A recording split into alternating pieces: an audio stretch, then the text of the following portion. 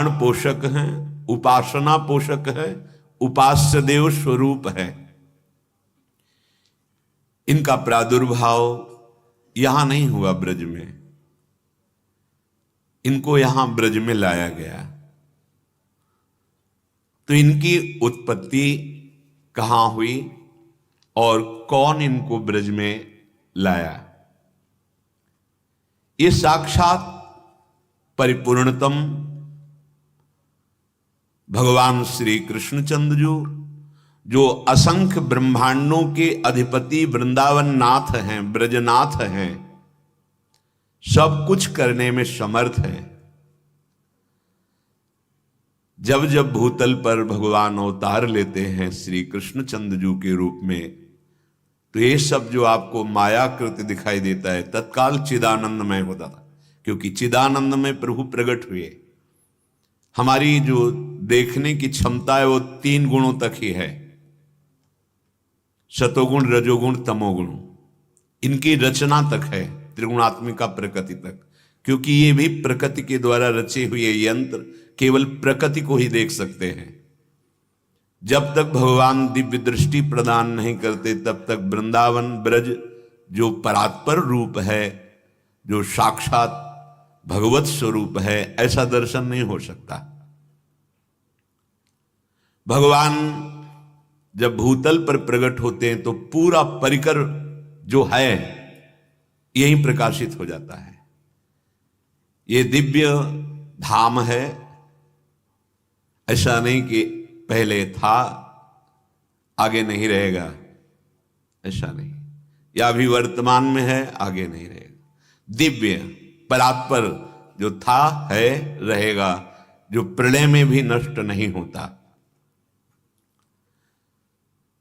श्री गिरिराज गोवर्धन जी, परम पावन यमुना जी, खगमृग पशु पंछी लता और भी पर्वत झरने, ये सब दिव्य हैं हमारे ब्रज के। सच्ची मानिए, मानसी गंगा का जल त्रिभुवन के पावन तीर्थों को भी पावन करने की सामर्थ्य रखता है। राधा कुंड, मानसरोवर, ये सब दिव्य हैं। विश्वास करो, इसलिए ब्रजवासियों को कहीं जाने की जरूरत नहीं। सारे तीर्थ तरसते हैं ब्रज सीमा में प्रवेश पाने के लिए। स्वयं तीर्थराज प्रयाग भी यहाँ के लुटते हैं। ये साक्षात मंदिरम में भगवान कहते हैं मेरा साक्षात घर है। भगवान का जो कुछ है वो सब सच्चिदानंदमय है। भारतवर्ष में पश्चिम दिशा में शाल्मली द्वीप है, वहां एक महान पर्वत है द्रोणाचल। सबसे पहले गिरिराज जी का प्रादुर्भाव द्रोणाचल की गोद में हुआ। जिस समय द्रोणाचल की गोद में गिरिराज महाराज प्रकट हुए, समस्त देवता प्रकट होकर के पुष्प वर्षा करते हुए स्तुति की, क्योंकि उनको पता है कि ये भगवान की विहार स्थली है। जो ब्रज उसमें ये शोभा पाएंगे, ये भगवान की नित्य क्रीड़ा स्थली है। श्री गिरिराज महाराज हरिदासों में श्रेष्ठ हैं, हरि को महान सुख पहुंचाने वाले और हरि स्वरूप भी हैं। तो हिमालय आदि, सुमेरु पर्वत आदि जो महान पर्वत हैं, वो सब वहां आए और गिरिराज जी का अभिषेक किया। गोवर्धन जी का प्रणाम करके, परिक्रमा करके, सबने अभिषेक करके गिरिराज पद पर अभिषेक किया, वहीं द्रोणागिरि पर ही, क्योंकि ये भगवत स्वरूप है। जैसे गिरिराज संबोधन हिमालय, गिरिराज संबोधन सुमेरु पर्वत, 4 लाख योजन स्वर्ण का, ये सब आकर के द्रोणागिरि पे मध्य में विराजमान गोवर्धन जी का अभिषेक किया और उनको गिरिराज पदवी दी कि हम जितने सब गिरि हैं, आप हम सबसे श्रेष्ठ हैं, क्योंकि भगवान की नित्य लीला स्थली में आप पधारेंगे, भगवान आप में लीला करेंगे, इसलिए हम सबके आप वंदनीय हैं। और वहीं अभिषेक हो गया गिरिराज पद पर। महान पर्वतों ने गोवर्धन जी की स्तुति की। साक्षात आप परिपूर्णतम हैं। ये परिपूर्णतम शब्द भगवान में ही लगता है। गोवर्धनोपरि सुराः पुष्प वर्षम प्रचक्किरे हिमालय सुमेरुवाद्याः शैलाः सर्वे समागताः त्वं हि गोवर्धनो नामो वृंदारण्ये विराजसे त्वन्नो गिरीणाम सर्वेषां गिरिराजोषि सांप्रतम नमो वृंदावनांकाय तुभ्यं गोलोक मौलिने पूर्ण ब्रह्म तपत्राय नमो गोवर्धनाय च। सब महान पर्वत स्तुति करते हैं गोवर्धन जी की। हे पर्वतराज, आप साक्षात परिपूर्णतम भगवान श्री कृष्णचंद्र ही हैं। गिरिराज जी महाराज दिव्य गवों का समुदाय और गोपाल रूप से भगवान श्री कृष्ण आप में क्रीड़ा करेंगे। गोप सुंदरियों सहित आपके ही समीप तलहटी में रास करेंगे। गोपी वृंदावन, आपका सर्वश्रेष्ठ नाम गोवर्धन। आप वृंदावन की गोद में विराजे हैं। गोष्ठ वृंदावन, गोपी वृंदावन, नवनिवृत्ति निकुंज वृंदावन। हे समस्त भूमंडल के पवित्र तीर्थ, पवित्र गिरि, इनके मुकुटमणि गोवर्धन जी,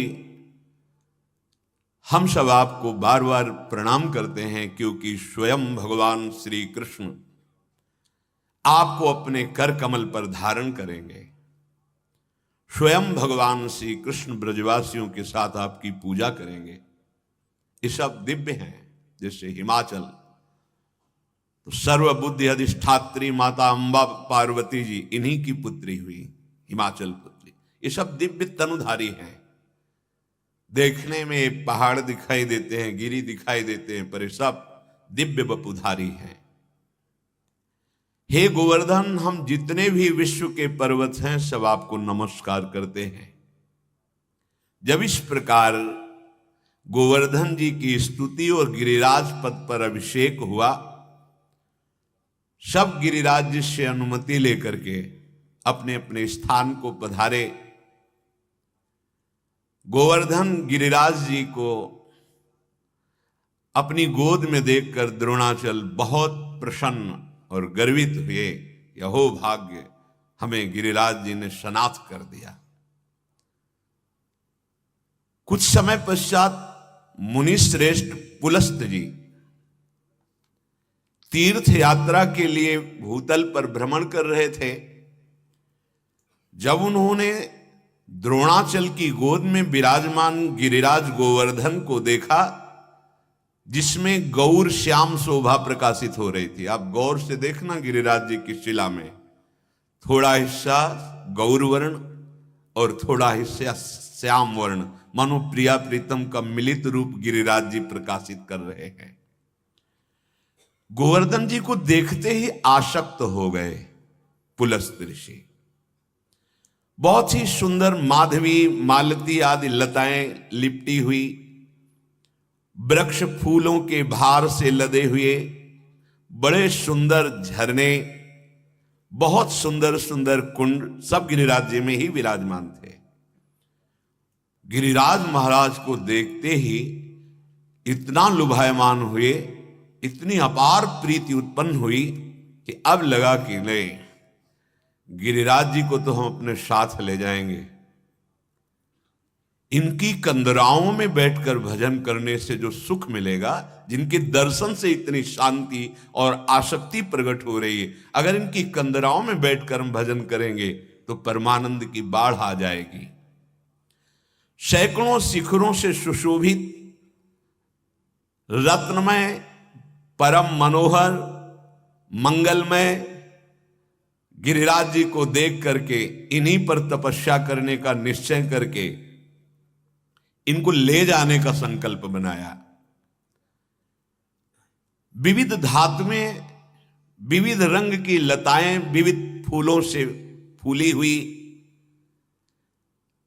ऐसे अद्भुत झरने, ऐसे अद्भुत कुंड, ऐसी भूमि जो चढ़ाव उतार से युक्त नाना प्रकार के पक्षी कोलाहल कर रहे हैं, मृग बंदर और भी पशु पक्षी गोवर्धन में विचरते हुए देखे महाराज पुलस्त जी ने। मयूरों की तो पूछो मत, केकी ध्वनि से गूंज रहा था गोवर्धन, नृत्य कर रहे थे मयूर। और गिरिराज जी को देखते ही मोक्ष पाने की इच्छा और मोक्ष पदवी दोनों प्राप्त हो जाती है। अर्थात मुमुक्षुता, संसार से वैराग्य, जीवन मुक्त अवस्था, ये दोनों प्रदान कर देते हैं गिरिराज महाराज। मुनिवर पुलस्त के मन में दृढ़ निश्चय हो गया कि अब इनको द्रोणाचल पर नहीं रहने देंगे, इनको अपने साथ ले जाएंगे।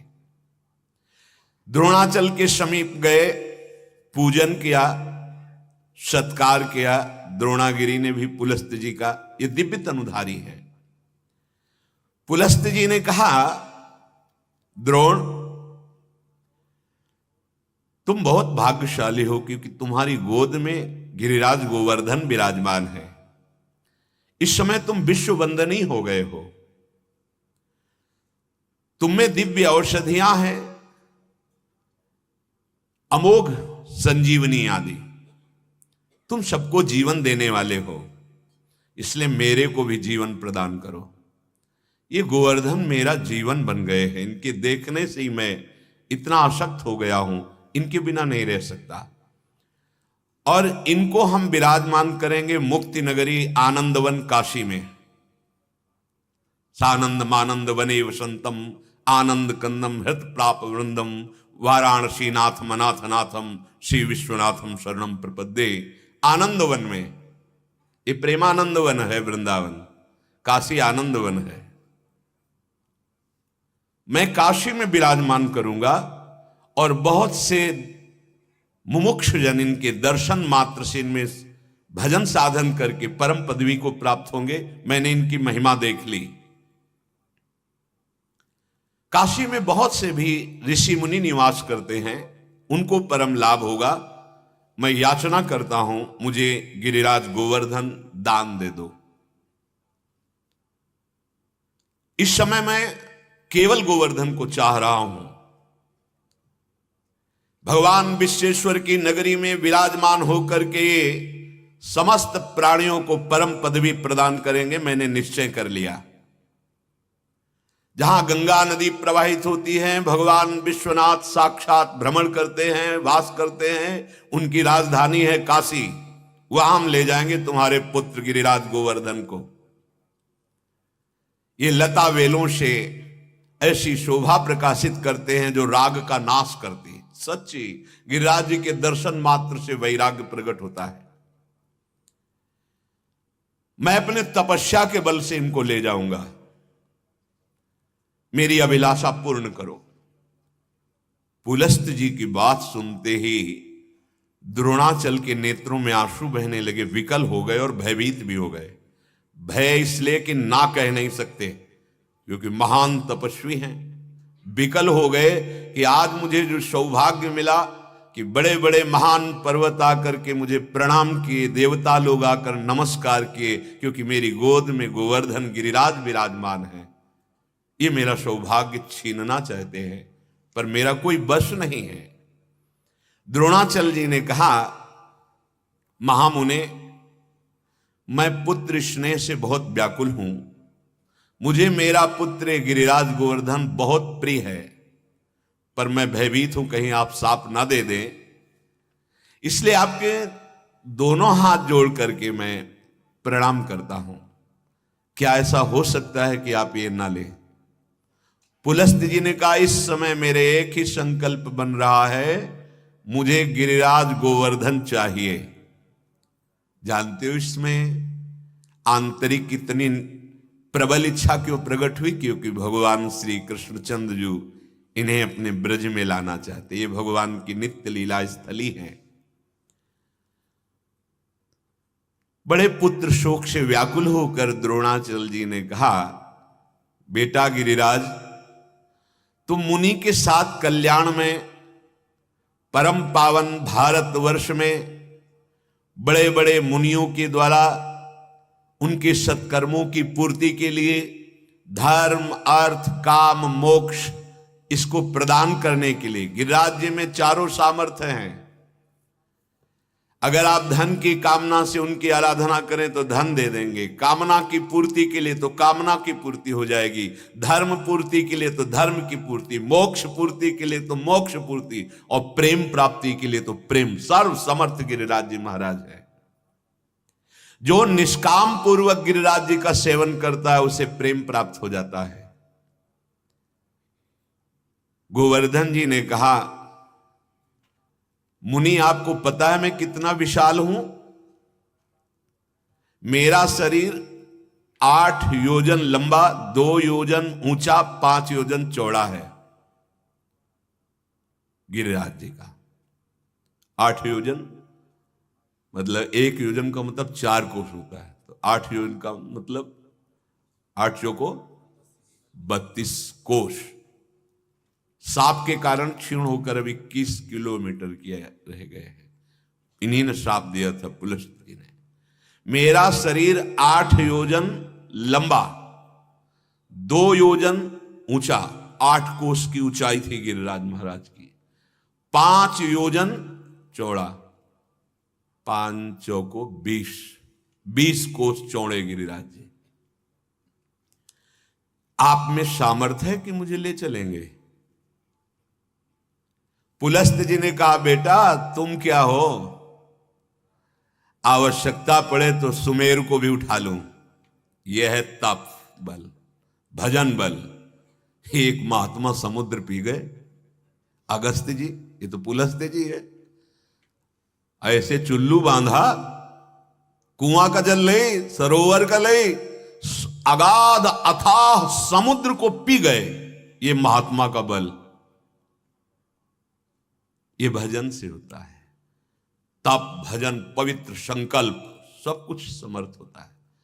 इसीलिए हम अपनी सामर्थ्य को खो बैठे, क्योंकि धर्म विरुद्ध विषयों का सेवन, मनमानी आचरण, शास्त्र विरुद्ध कर्म, हम अपनी अध्यात्म शक्ति को खो बैठे। नहीं, जो आत्म तत्व अगस्त जी में है, जो पुलस्त जी में है, वही आप में है। अब इस तिजोरी को खोलकर कौन कितना धन खोज पाता है, बस बात इतनी है। नहीं, स्वरूप में अंतर नहीं है, स्वरूप सबका वही है। कहा, मेरी हथेली पर तुम ऐसे सुखपूर्वक बैठकर चलोगे मानो कोई वजन ही नहीं, तुम चिंता मत करो। जब तक काशी नहीं पहुंच जाऊंगा, प्रण करता हूं तुम्हें कहीं नहीं रखूंगा। ये अपने बल का वर्णन किया पुलस्त जी ने। गोवर्धन जी ने कहा, पक्का पक्का, मेरी भी प्रतिज्ञा सुन लो। आपने कह दिया कि काशी तक आपको गोद में लेके चलूंगा, बीच में कहीं नहीं रखूंगा। और अगर आपने रख दिया तो फिर आपका तप और संकल्प काम नहीं करेगा, आप हमें उठा नहीं पाएंगे। जहां आप रख देंगे वहां से फिर आप उठा नहीं सकते। पुलस्त जी ने कहा, पूरे सालमली द्वीप को उठा करके भारत देश में पहुंचा सकता हूं। तुम गोवर्धन चिंता मत करो, रास्ते में कहीं भी नहीं रखूंगा, कोई विश्राम नहीं करूंगा। हमारी आपकी बात पक्की, मैं कहीं नहीं रखूंगा। और गिरिराज जी ने कहा, जहां रख दिया वहां से कभी नहीं उठूंगा। बात पक्की हो गई। तदनंतर महान पर्वत द्रोणाचल जी ने गले से लगाया गिरिराज जी को। गिरिराज जी ने नमस्कार की मुद्रा में खड़े हो गए अपने पिता को प्रणाम करके, और पुलस्त जी ने सहज में ऐसे गिरिराज जी को गोद में ले लिया। द्रोणाचल के आंखों से प्रेमाश्रु बह रहे थे कि गिरिराज जी अभी हमें सौभाग्य प्रदान कर रहे थे, अब ऋषि ले जा रहे हैं। दाहिने हाथ पर रखकर पुलस्त मुनि अपने तेज बल से बहुत आराम मुद्रा में सहज में चलते चलते ब्रज 84 कोष के अंदर प्रवेश किया।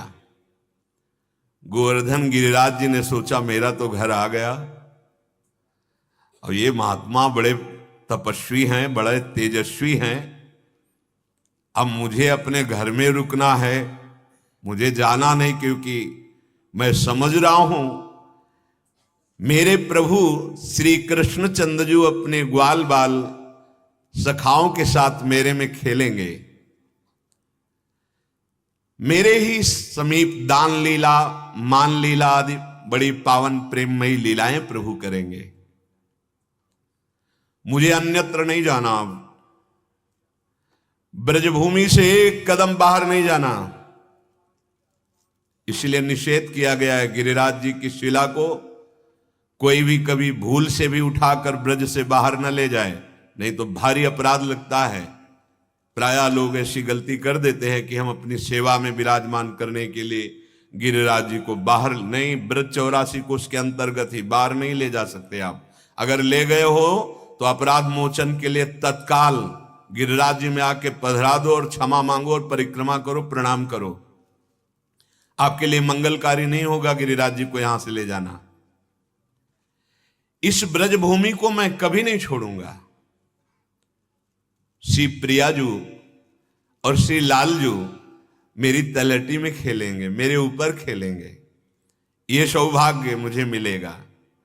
मैं उत्तम दर्शन करूंगा दोनों का, राधा कृष्ण का। नहीं, मैं ब्रजभूमि से अब बाहर नहीं जा सकता। मन ही मन ऐसा दृढ़ निश्चय कर अपना असली भार बढ़ाना शुरू किया गिरिराज जी ने। गिरिराज जी चाहते थे कि हमें उठा लो और ब्रज तक ले चलो, फिर हम दिखाएं तो हम हैं क्या। इतना भार बढ़ा कि एक कदम चलना मुनि के लिए दुर्लभ हो गया। बार बार याद करते हैं कि मेरी प्रतिज्ञा थी कि अगर मैं बीच में रख दिया तो गिरिराज की प्रतिज्ञा थी कि उठा नहीं, मुझे तो काशी तक ले जाना, रखना नहीं। रख दिया तो गिरिराज जी ने कहा था कि उठा। एक कदम चलना भारी पड़ रहा है और इतनी जोर की लघुशंका का वेग आया कि अब तो रखना ही पड़ेगा। अब गिरिराज जी लिए लघुशंका थोड़ी होगी।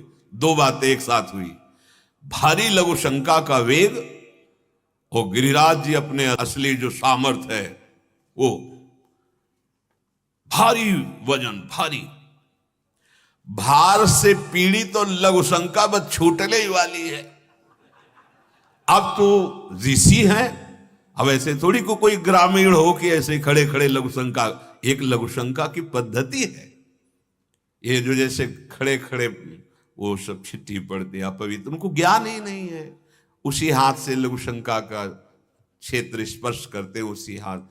हाँ, पहले बहुत सावधानी पूर्वक, यदि आपकी गांठें दर्द करती हैं तो खड़े होने वाली लघुशंका के आजकल सुविधाएं, उसको बहुत और पवित्र अंग करते हुए, हाथ पवित्र करते हुए, कुल्ला करके, आचमन करके, ऐसे ऐसे थोड़ी कि ऐसे पशुवत लघुशंका के और चल दिए।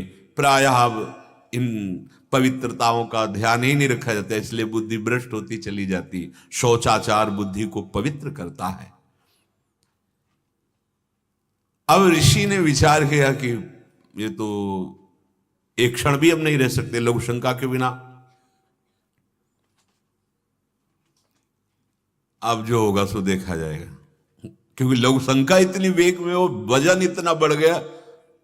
जहां महाराज विराजमान है गिरिराज जी, वही पधरा दिया। लघुशंका से निवृत्त हुए और स्नान किया, क्योंकि गिरिराज जी को ले जाना है, बड़े पवित्र। तभी तो इतना तेज और तप है। सच्ची बात, अगर आप शरीर पवित्र रखेंगे, शौचाचार का नियम रखेंगे, तो आप में शक्ति आएगी।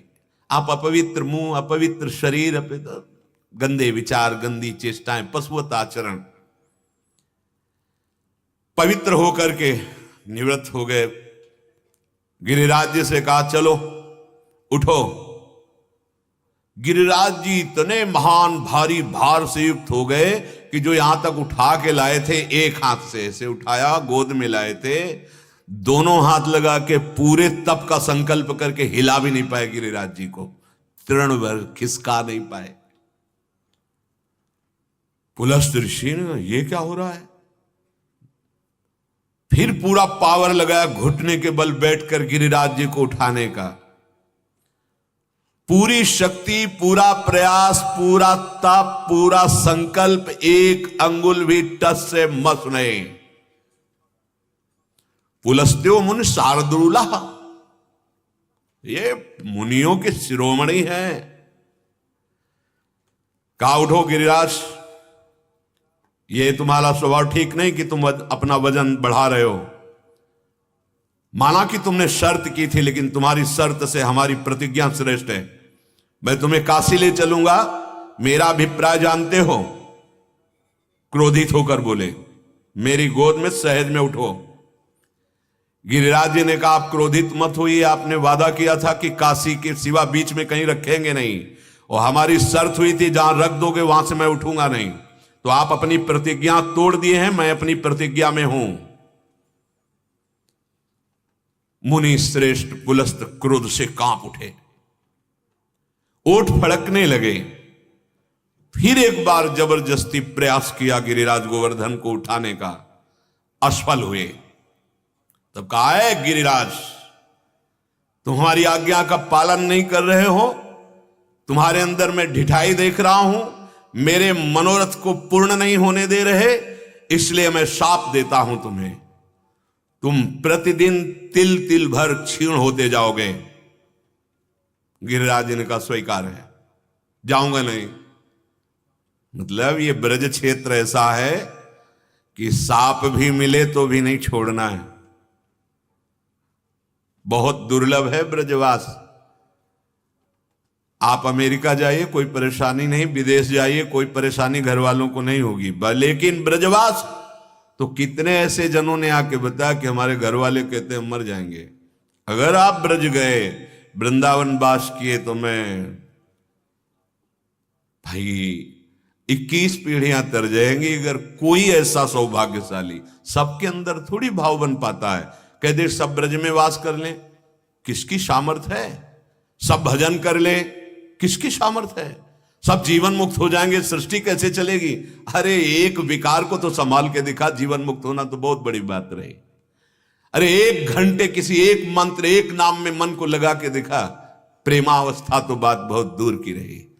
ब्रज 84 कोष में बड़े भाग्यशाली, पूरी सृष्टि में इतने लोग हैं, अंगुली में गिन सकते हो।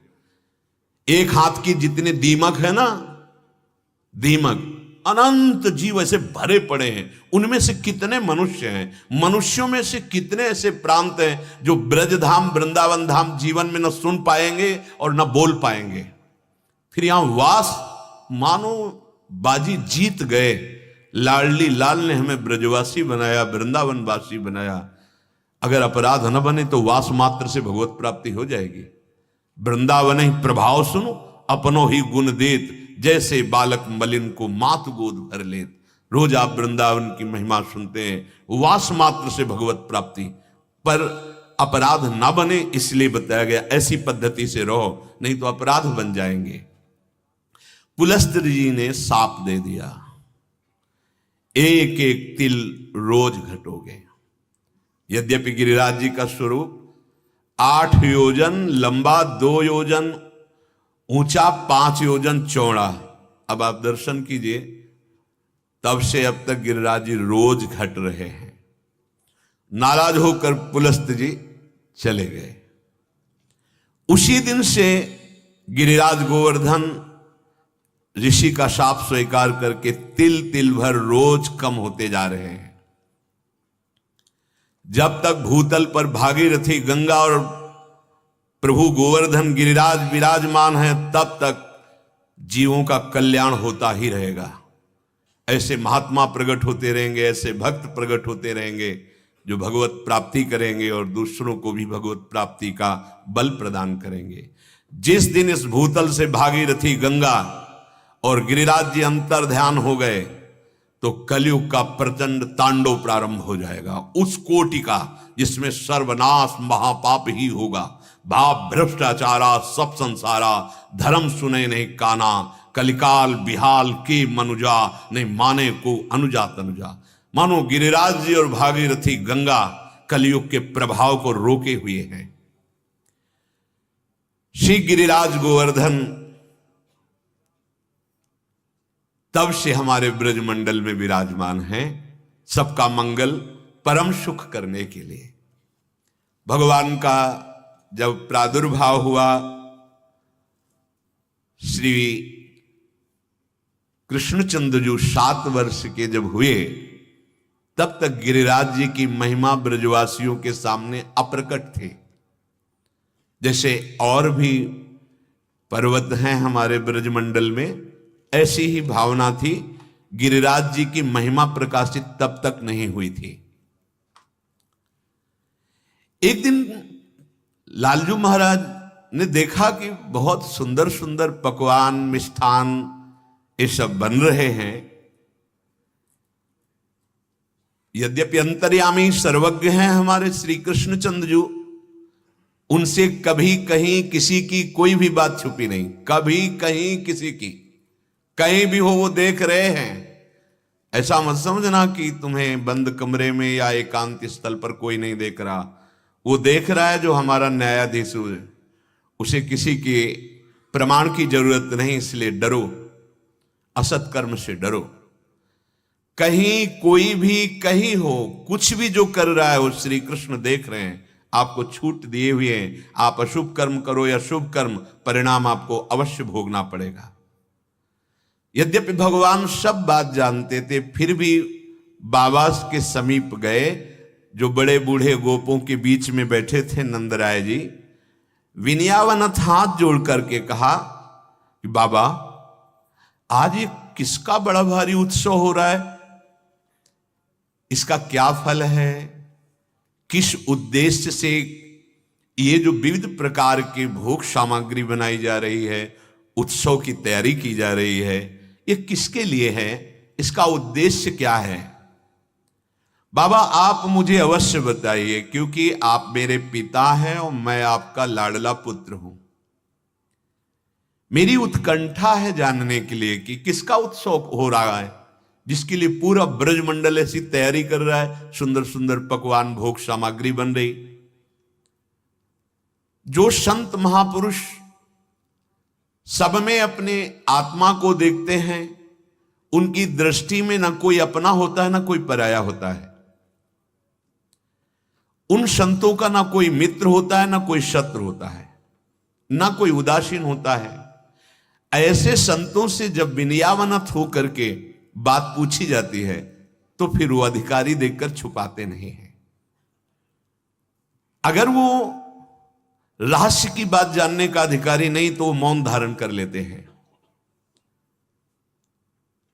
उनका व्यवहार मित्रवत सबसे होता है, पर ममता किसी से नहीं होती। जो शरणागत हैं, जो विनयावनत हैं, जो अधिकारी हैं, हर बात वो अपने अनुभव की उनसे वो कह देते हैं। बाबा, संसारी आदमी बेसमझ से अनेकों प्रकार के ऐसे कर्म करते रहते हैं जिनका लक्ष्य होता है सुख, लेकिन भोगना पड़ता है दुख, क्योंकि वो बेसमझ हैं। अगर कोई भी कर्म किया जाए और समझ बूझ कर किया जाए और महापुरुषों से प्रमाणित हो तो उसका फल होगा सुख। यहां क्या किया जाता है? मनमानी किया जाता है, शास्त्र विरुद्ध किया जा सकता है, अपनी समझ के, तो उसका परिणाम होता है दुख। ये बेसमझ लोग करते हैं सुख के लिए कर्म और परिणाम में भोगते हैं दुख। इसलिए मेरी प्रार्थना है कि आप लोग ये कौन सा उत्सव मना रहे हैं, ये शास्त्र सम्मत है या लौकिक है, मैं जानना चाहता हूं। आपका पुत्र हूं, विनयावनत हूं। आप सब किस उत्सव की तैयारी कर रहे हैं, कृपा करके बताइए। बाबा ने कहा, बेटा हमारे भगवान है इंद्र। पर्जन्यो भगवान इंद्रो मेघास्तस्यात्ममूर्तयः ते विवर्षन्ति भूतानां प्रीणनं जीवनं पथः। लालाया, हमारे भगवान हैं इंद्र, ये मेघों के स्वामी हैं। मेघ इन्हीं की आज्ञा से वर्षा करते हैं। वर्षा से अन्न घास आदि प्रकट होती है। अन्न से हमका मनुष्यों का जीवन और तृण आदि घास आदि हमारे जो गाय आदि हैं, इनका जीवन पोषण होता है। प्यारे पुत्र, संपूर्ण ब्रजवासी जन मेघपति भगवान की पूजा इन विविध पदार्थों से करने की तैयारी कर रहे हैं। क्योंकि मेघ भगवान इंद्र के अधीन हो। जब भगवान इंद्र प्रसन्न होंगे तो मेघों को आदेश करेंगे, वो वर्षा करेंगे, और हम सबका प्राणियों का पोषण वर्षा के द्वारा अन्न घास आदि से। बड़े शक्तिशाली हैं वो भगवान। फिर इस यज्ञ से, उत्सव से जो बचता है, हम सब ब्रजवासी लोग उसे प्रसाद मान करके पाते हैं। उन्हीं की वर्षा से हम सबका जीवन निर्वाह होता है। खेती आदि प्रयत्न वर्षा से ही सफल होते हैं। तो ये हमारी बहुत कुल परंपरा चली आ रही है, और जो कुल परंपरा से धर्म चला आ रहा है उसे काम, लोभ, भय या द्वेष से परंपरागत धर्म छोड़ा नहीं जाता। अगर छोड़ दे तो मंगल नहीं होता। नंद बाबा ने ऐसा कहा। भगवान ब्रह्मा शंकर आदि का भी शासन करने वाले श्री कृष्णचंद्र जी ने नंद बाबा और ब्रजवासियों की जब बात सुनी तो बाबा से कहा कि बाबा, बहुत विचार पूर्वक हमारी बात सुनना। कर्मणा जायते जंतु कर्मणैव विलीयते, सुखम दुखम भयम क्षेमम कर्मणैवाभिपद्यते। सिद्धांत है, प्राणी अपने कर्म के अनुसार ही पैदा होता है, कर्म के अनुसार ही सुख दुख भोगता है, कर्म के अनुसार ही मर जाता है। भय या अमंगल उसके कर्म का परिणाम होता है। यदि कर्मों को ही सब कुछ ना मानकर उनसे भिन्न किसी को फलदाता समझे तो वो फलदाता भी कर्म के अनुसार ही फल देता है। कर्म ना करने वालों पर उसका कोई प्रभाव नहीं चलता। सभी प्राणी अपने अपने कर्म का फल भोगते हैं। अवश्य में भोक्तव्यम कृतम कर्म शुभाशुभम। कर्तारम भजते सोपि न कर्तु प्रभुर्हिषः। तो भी किमिंद्रेणे भूतानाम श्वाश्वा कर्मानुवर्तिनाम अनीशे नान्यथा कर्तुम स्वभाव विहितम नृणाम। इंद्र के बीच में आपने क्यों कि ये भगवान है, फलदाता है? प्रधानता तो कर्म की है। पिताजी, पूर्व कर्म जो हमने किए हैं उनका फल सुख दुख रूप से अभी आ रहा है। अभी जो हम कर्म करते हैं वो आगे फल मिलेगा। बिल्कुल पक्का सिद्धांत समझो। अभी हम भजन करना शुरू किया, हमें शारीरिक कष्ट मिल गया, विपत्ति आ गई। ये भजन का इससे कुछ लेना देना नहीं। ये पूर्व में जो आपने फसल बोई थी वो आई है। अब जो कर रहे हो बड़ा मंगल होगा आगे चल। लेकिन अज्ञानी जीव नहीं समझता। वो जब किसी धर्मात्मा महात्मा भगवत मार्ग में चलने वालों को पीड़ित देखता है ना, देखो ये भजन का फल। हमको कोई कष्ट नहीं है, कोई भजन वजन नहीं करते। हाँ, तुम्हें बहुत लंबी यात्रा करनी भाई, बहुत हिसाब किताब है, इसीलिए इनका हिसाब किताब खत्म हो रहा है। इनकी यात्रा पूर्ण हो गई है, अभी अपने घर जाने वाले हैं। अर्थात समस्त संचित कर्म भस्म, क्रियमाण निष्फल, प्रारब्ध का भोग, जीवन मुक्त। कर्म फल को अपने प्रयास से बदला नहीं जा सकता, जिससे शरीर की रचना है। एक है ताकत भजन की, पर अगर उससे कर्म फल को बदलने में लगा दिया तो शरीर तो मरेगा ही एक ना एक दिन। फिर आपको लाभ क्या मिला? भजन। भजन का फल है शरीर राग हट जाए, जो प्रारब्ध दुख सुख आवे गंभीर होकर भोग लो, नया शरीर ही ना मिले, प्रभु के पास चले, जीवन मुक्त हो जाए। तो जो खूब भजन करता है तो ये समझ आ जाती है, तो उस अपने प्रारब्ध को आदर सहित भोग लेता है। उसे मिटाने की सामर्थ्य है भजन में, ऐसा नहीं कि नहीं है।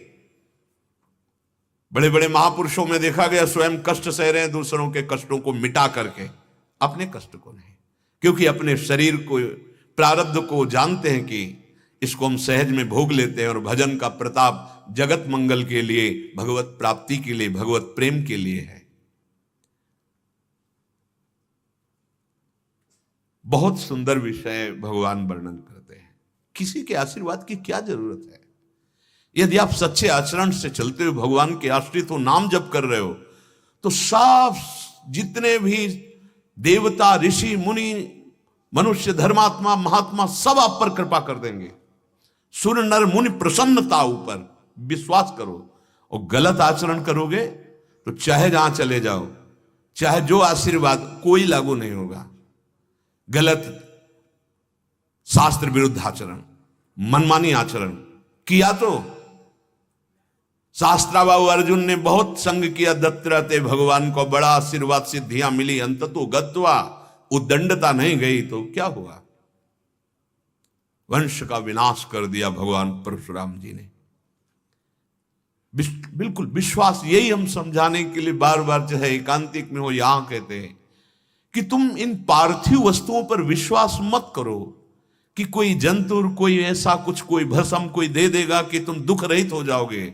नहीं भाई नहीं, आपका कर्म इनसे रुकने वाला नहीं, ये छूछा से नहीं रुकने वाला, वो आपको दंड दे के रहेगा। एक उपाय है, भगवान का आश्रय ले लो। कहते अहम त्वाम सर्व पापेभ्यो, सर्व, जमा वाला भी खत्म, आगे वाला भी खत्म, और प्रारब्ध को भी बहुत कम करके भुगवा देंगे। बहुत कृपालु है। एकमात्र भगवान की शरण और नाम जप। तभी सबको लगता है कि और कोई ये उपाय तो जानते नहीं है, कहते हैं कि बस राधा राधा राधा राधा, क्योंकि और कोई उपाय हमें प्रमाणित करके बताओ जो तुम्हारे दुख की जड़ अज्ञान का नाश करके, समस्त पापों का नाश करके तुम्हें जीवन मुक्त बना दे। कोई उपाय बताओ। किसी भी मार्ग में चलो, जब तक देह स्मृति, संसार स्मृति, तब तक दुखों से बच नहीं सकते। अगर राधा राधा राधा स्मृति, राधा नाम में, तो विश्वास करो, धर्म, अर्थ, काम, मोक्ष, प्रेम जो चाहोगे प्राप्त हो जाएगा। मूल में कुल्हाड़ चलाओ, पत्ते काटने से ये दुख का वृक्ष नष्ट होने वाला नहीं। मनुष्य अपने कर्मों से स्वभाव, स्वभाव से कर्म, यही जन्म मरण का चक्र बन जाता है। ये उसी का अनुसरण करता है, जैसा स्वभाव रचना होती उसी के अनुसार कर्म, कर्म के अनुसार स्वभाव रचना। बार बार वही संस्कार, वही स्वभाव, वही कर्म, उसी पचड़े में फंसा बार बार कीचड़ में खेल रहा है। कोई भी देवता, असुर, मनुष्य ऐसा अपने कर्म परिणाम को भोग रहे हैं। उन्होंने कर्म किया, देवता बन गए, वो कर्म क्षीण होगा, फिर आ जाएंगे यहां। तुम मनुष्य बने हो, जो कर्म कर रहे हो वो आपको भोगने पड़ेंगे। सारा जगत स्वभाव और कर्म में विचरण कर रहा है, अपने स्वभाव के अनुसार। तमोगुणी स्वभाव, रजोगुणी स्वभाव, सात्विक स्वभाव। ये विचरण शब्द बंद हो जाएगा जब त्रिगुणातीत हो जाओगे। नाम त्रिगुणातीत है, भगवान का रूप त्रिगुणातीत है, भगवान की लीला, भगवान का धाम, ये त्रिगुणातीत हो। आपका स्वरूप त्रिगुणातीत है, आपका स्वरूप। जीव अपने कर्मों के अनुसार उत्तम और अधम शरीरों को ग्रहण करता छोड़ता रहता है। ये चक्र, ये परंपरा रुकती नहीं है। अब रोकने का समय आ गया है। मानव जीवन सत्संग अब रुक जाना चाहिए। अगर अब न रुका तो फिर पता नहीं कब ऐसा संयोग बनेगा। बार बार तो बनत नहीं, यह संजोग अनूप, मानुष तन वृंदा विपिन, रसकन संग विविरूप। ये शत्रु है, ये मित्र है, ये उदासीन है, ऐसा कुछ नहीं है। ये तुम्हारी सोच है, तुम्हारी सोच। आज अपनी सोच का इतना महत्व है, एक दूसरे की निंदा कर रहे हैं, एक दूसरे की हिंसा कर रहे हैं। कितना गलत कर्म बन रहा है और उसे हम धर्म मान रहे हैं। सर्वनाश हो जाएगा, सर्वनाश। कहां तक कहूं बाबा, कर्म ही गुरु है, कर्म ही ईश्वर है। अगर आपका महान कर्म है, वो गुरु की तरह आपको सत्य की तरफ लेता चला जाएगा। महान कर्म है तो ईश्वर की तरह आनंद और फल प्रदान करता चला जाएगा, जिसमें अखंड सुख, अखंड प्रसन्नता है। इसलिए बाबा, मुझे तो ऐसा लगता है कि पूर्व संस्कारों के अनुसार अपने वर्ण आश्रम के अनुकूल धर्म का आचरण करता हुआ परम पवित्र कर्म करने का आदर करे, कर्तव्य का पालन करे। संपूर्ण गीता यही का, भगवान के जो वचन इसी का विस्तार है।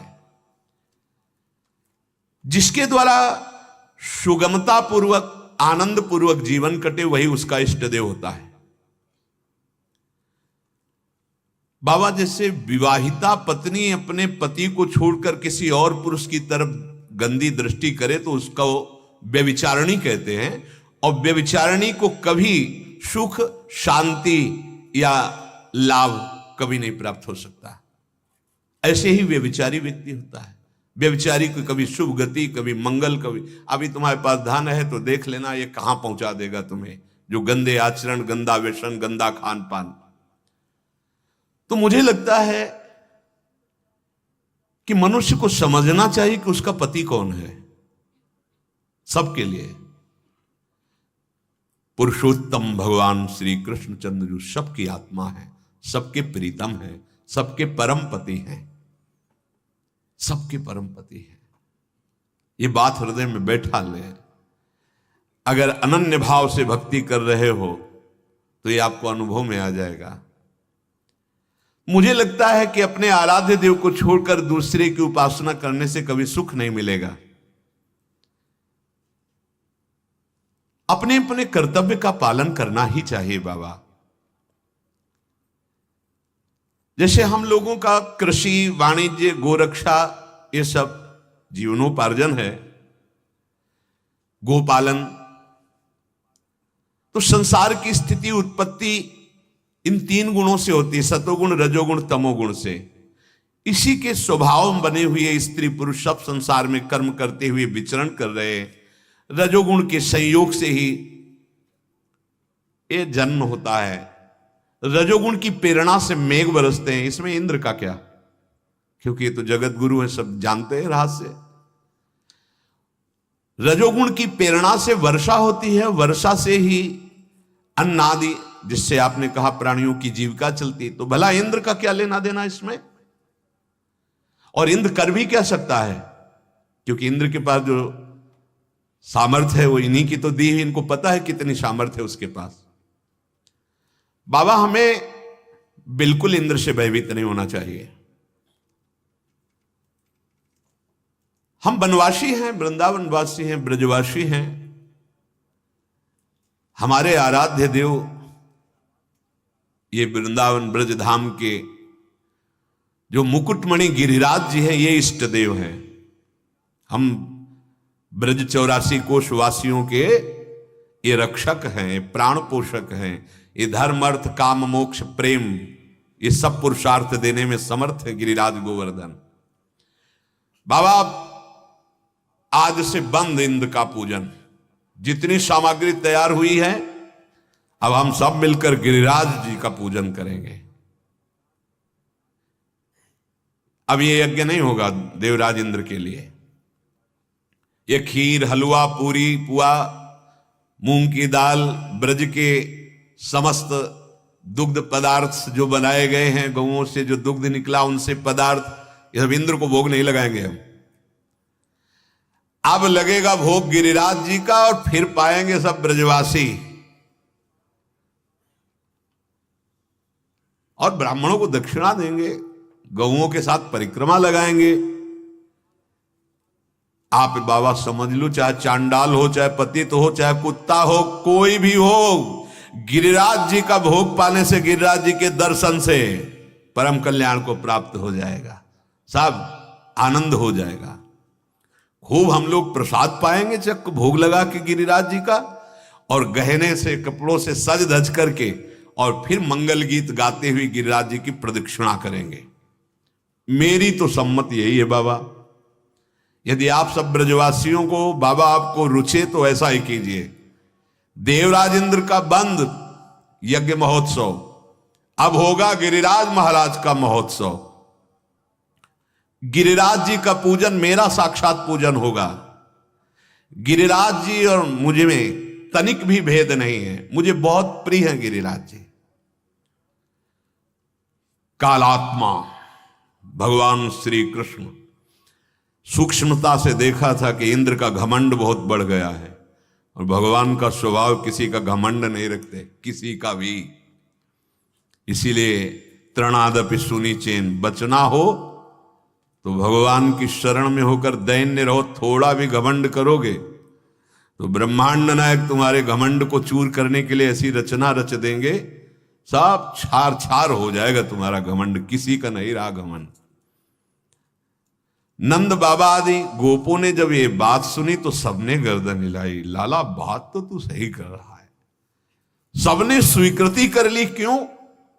क्योंकि सबके हृदय में यही प्रेरणा करने वाले हैं, उर्पेरक, यही उर में प्रेरणा करते हैं। भगवान श्री कृष्ण जैसा चाहते थे वैसा ही ब्रजवासियों ने स्वीकार कर लिया। ये बात है, जोई जोई प्यारो करे सोई मोहि भावे। कुल परंपरा से पूजन होता चला आ रहा था, एक बार भी किसी ने प्रश्न नहीं किया। जैसा प्रभु ने कहा, अभी 7 वर्ष के बड़े बूढ़ों ने सबने भगवान की सलाह मान ली। अब तो ब्रज के ब्राह्मण बुलाए गए, स्वस्ति वाचन हुआ और छकड़ों में लाद लाद करके ब्रज 84 कोष के ब्रजवासी जन गिरिराज जी के समीप आए। खूब गौओं को स्नान कराकर श्रृंगारित किया गया, हरी हरी घास पवाई गई और बाबा ने गिरिराज महाराज के समीप आए हुए समस्त ब्रजवासियों से कहा, आज से यही हमारे आराध्य देव हैं ब्रज के, श्री गिरिराज महाराज। गोपीजन भी भली भांत श्रृंगार करके छकड़ों पर, गाड़ियों पर सवार होकर प्रभु की रूप माधुरी, लीला माधुरी का गान करते हुए गिरिराज महाराज के समीप आए। अब जे भी भोग लगना शुरू हुआ, ब्राह्मण मंत्रोच्चारण कर रहे, तो सब ब्रजवासी देख रहे कि भोग तो 56 प्रकार के, सब विविध पहाड़ के पहाड़ भोग, लेकिन भोग आरोगने वाले तो गिरिराज महाराज आरोग ही नहीं रहे। तो भगवान सबके मन की बात जान करके गिरिराज जी के रूप में प्रकट हो गए। वैसे ही श्याम वर्ण, वैसे जैसे एक पूजक बने हुए श्री कृष्ण और एक पूज्य बने हुए भगवान, विशाल स्वरूप धारण करके और कहा कि मैं गिरिराज हूं। आहा, देखो मैं गिरिराज हूं। और सारी सामग्री, खीर, पुआ, पूड़ी, कचौड़ी, पकौड़ी, जो विविध प्रकार के व्यंजन थे, भगवान पा रहे, ब्रजवासी गोपियां पवा रही हैं। अब तो सब ब्रजवासी आनंद से नाच रहे कि इतना जीवन हो गया, इंद्र का पूजन करते हुए कभी एक झांकी भी नहीं मिली, और पहला ही पूजन गिरिराज जी का हुआ। साक्षात प्रकट होके बोले, मैं गिरिराज हूं, बृहद बपू धारण किए हुए, शैलोस्मीति ब्रुवन, मैं गिरिराज गोवर्धन हूं। ब्रजवासी, जय हो महाराज, आप तो बड़े कृपाल हो, भोग देखते ही प्रकट हो गए। इतने बार भोग लगाया, देवराज इंद्र कभी आके झांकी भी नहीं दिए। सच्ची माली मूर्तिमान कल्पतरु हैं, चिंतामणि हैं गिरिराज जी महाराज। कोई भी कामना गिरिराज महाराज के लिए पूर्ण करने में कोई संशय नहीं, बस आप पद्धति से परिक्रमा पूजन। अब ऐसे नहीं कि गिरिराज जी की परिक्रमा लगा रहे हैं, मसाला खा रहे हैं, या कोई धुआं वाले ऐसे गंदे व्यसन कर रहे हैं, या आप गिरिराज जी की तलहटी में सोच लघु शंका कर रहे हैं। बहुत सावधानी की जरूरत होती है। साक्षात सिद्ध मूर्ति, भगवत स्वरूप गिरिराज जी महाराज। अहो भाग्य है हम ब्रजवासी हैं, जहां ऐसी महामहिमामयी एक स्थल, यहां कण कण में प्रिया प्रीतम का अद्भुत ऐश्वर्य, प्रभाव, माधुर्य सब विराजमान है। अब तो सब ब्रजवासी पवार हैं, प्रणाम कर रहे हैं, बोले अहो आश्चर्य है, आश्चर्य, गिरिराज जी हम पर बहुत प्रसन्न, साक्षात प्रकट होकर के पा रहे हैं।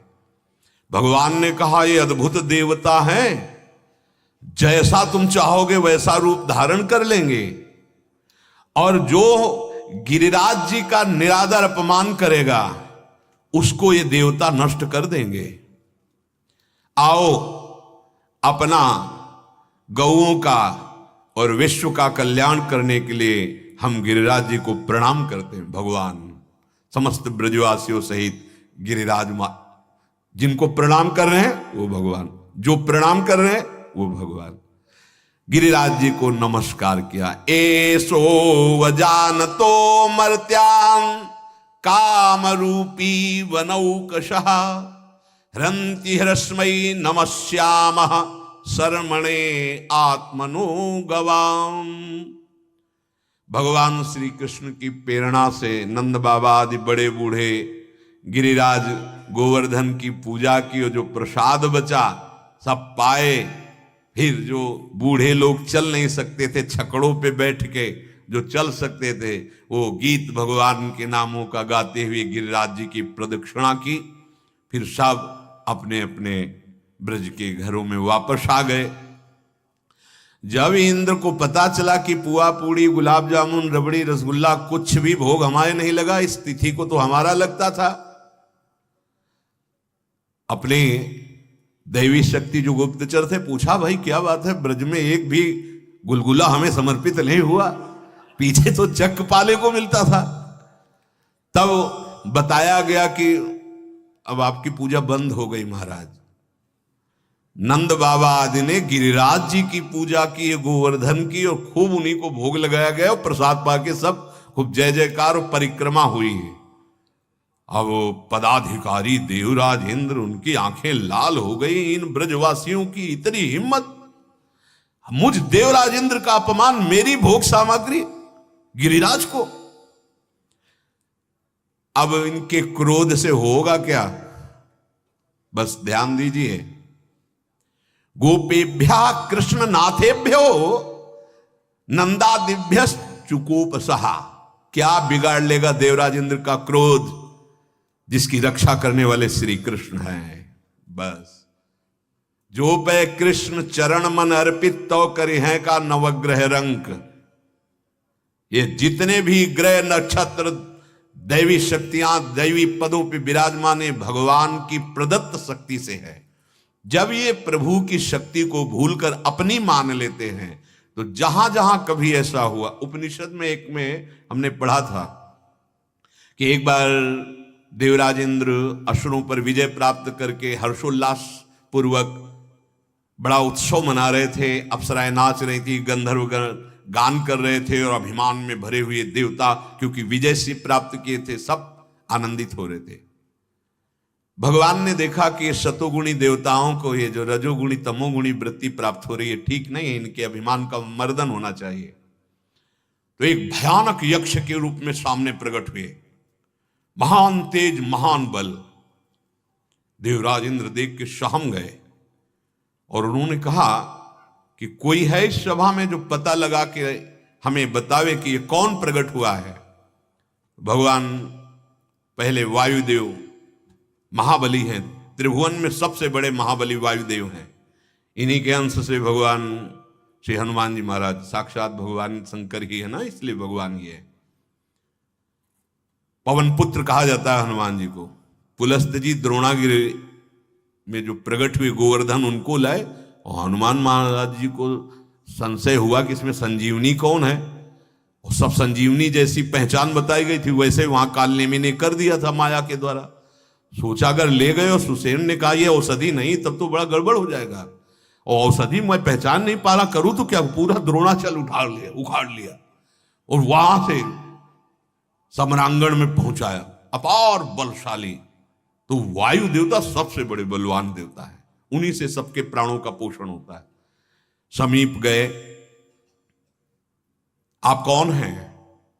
तो यक्ष ने कहा तुम कौन हो? तो उन्होंने कहा मैं महाबलशाली वायु देवता हूं, अगर मैं अपना प्रचंड रूप धारण कर लूं तो समस्त ब्रह्मांडों को तिनके की तरह उड़ा सकता हूं। 49 रूप इनके। जब हनुमान जी महाराज लंका में आग लगा रहे, हरि पेरित तेहि अवसर चले मरुत 49, अट्टहास कर गरजा कपि बड़ी लाग आकाश। 49 मारुत पवन चल पड़े। बोला इतने तुम बलशाली हो, तुम ब्रह्मांडों को तिनके के समान उड़ा सकते हो? तो एक तिनका डाला और कहा उड़ा के दिखाओ। कितना बड़ा उपहास। तुरंत उन्होंने पावर लगा, नहीं उड़ा, पूरी शक्ति लगा दी। बोले तुम तो कह रहे थे ब्रह्मांडों को उड़ा देंगे, यहां तो तिनका नहीं उड़ा पा रहे हो। ग्रीवा नीची की, चले गए। देवराज इंद्र ने पूछा कौन है? बोले असमर्थ रहा परिचय प्राप्त करने में। महाबलशाली अग्निदेव प्रकट हुए, समीप गए,